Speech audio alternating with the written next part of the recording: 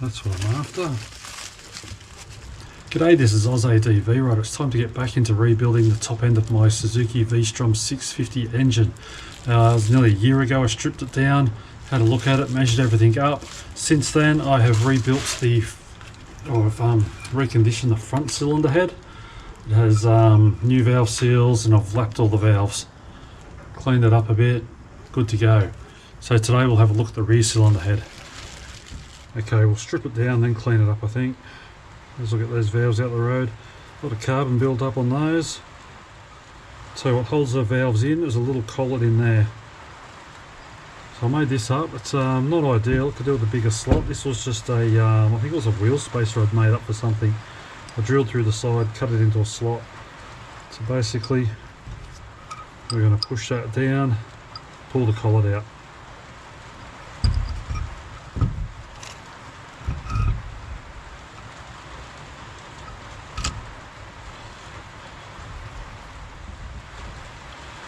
So that's on the valve, this end of the clamp's on the valve itself.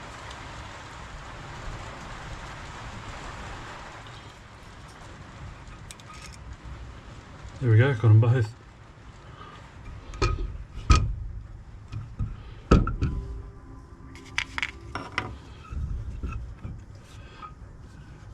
Let me just unwind again.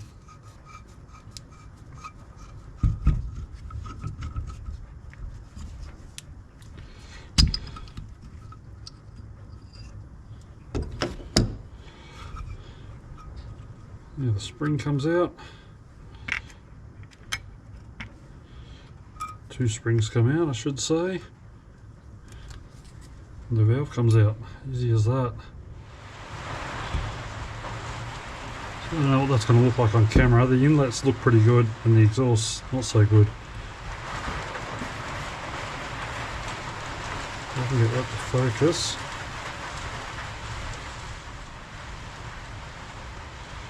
There you start to see all the pitting in there. It doesn't look as bad as the front cylinder head. It actually looks better. It's just grubby. Yeah, it doesn't look that bad really. Anyway, we'll get this all cleaned up, then we'll start lapping. Sorry about the background noise, but it's raining quite heavy. So I've cleaned this head up, just given it a bit of a scrub, and I've started lapping this valve seat here. Starting to look pretty good. So you can compare those. You see it looks much better. Still a little bit of pitting on there, but we're getting there. So I put a little bit of engine oil on the valve stem, bit of valve grinding paste.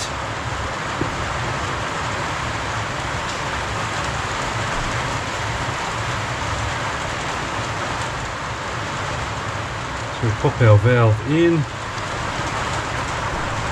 So this is the valve grinding tool. It's basically just a suction cup on a stick.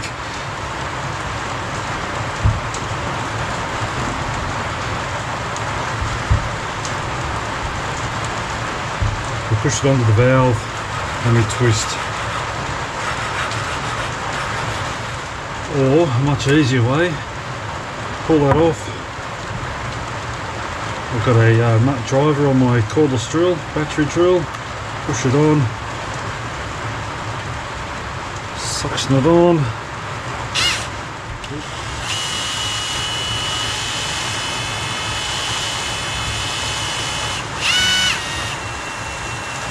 bit more paste, bit more grind, bit more paste, and we just keep going like that till it's all nice and smooth. So the valves are all lapped, time to replace the valve stem seals.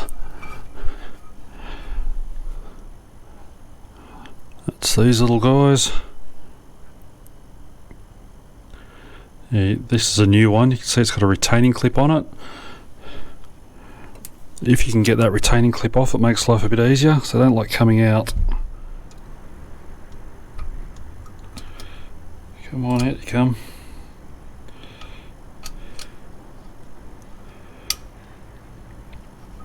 There we go. Retaining clip off.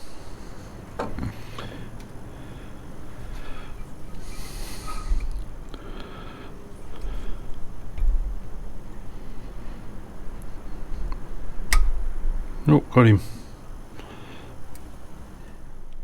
Ready to start reassembling again. You can see this one looks different. The it's just the spring seat come out. I'll drop that back in.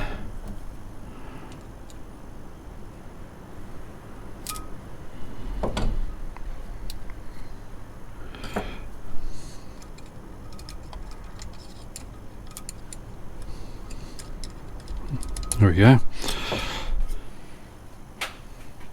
Oh yeah, a bit of engine oil. Actually gonna plenty on there. It'll be just a matter of pushing it down. What I'll do so I don't drop it in there, I'm going to slide it over that in the hole and let it drop.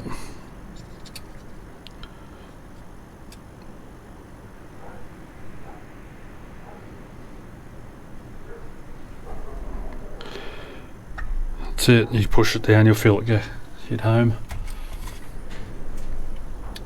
That's it. New valve stems in. Now we've got to get all the valves back in. I'll try and explain it.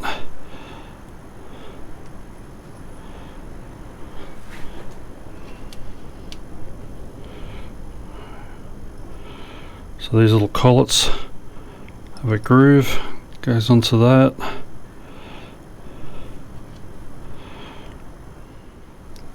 You can see these little collets grab onto that groove there.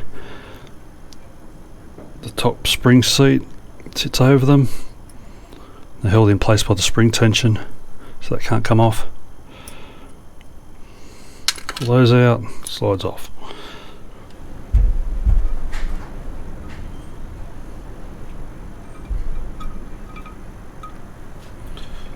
Grab that, bit of oil.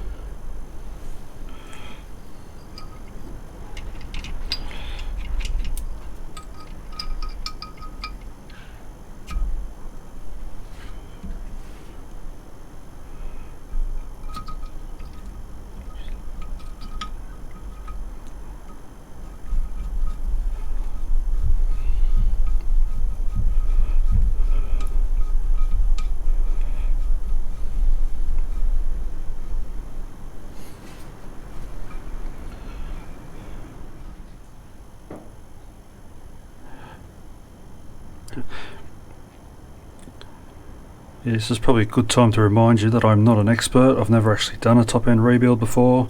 I've just done some research and I'm recording this to show you how I went about it, and we'll find out what results we get.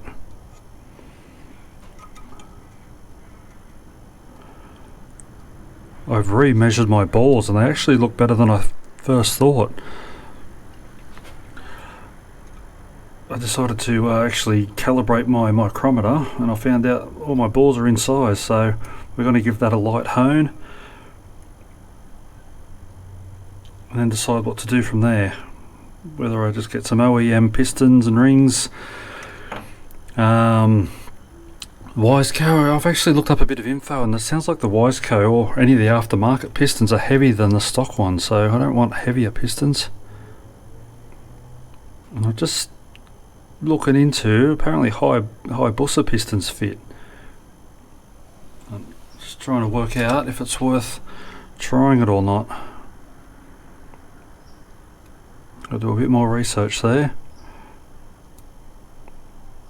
We'll just concentrate on the heads for this video though.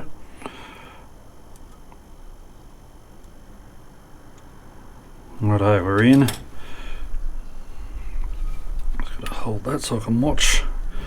Yeah, I can see them closing up into the groove. Beautiful.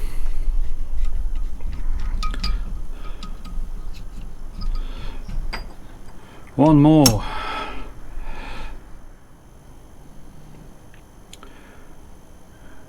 Yeah, I'm trying to find out about putting these high Bussa pistons in.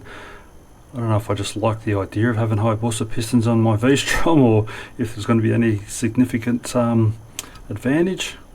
From what I can tell, they're lighter and it'll be a bit higher compression.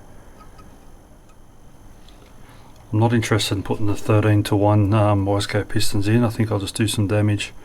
I don't think the bottom ends can handle too much. But a little bit extra compression wouldn't hurt, and if they're lighter pistons, the engine should rev up a bit easier. That's my way of thinking anyway. Whether it's right or not, I don't know. Righto, that'll do it for this video. That's both cylinder heads reconditioned, ready to go. Next we've got to look at the ball and pistons, and we'll see what we do there. And then we'll start getting it all back together. Probably do cam chains as well. Yeah, may as well do them while I'm in there. Anyway, I hope you've enjoyed the video. I'll see you next time.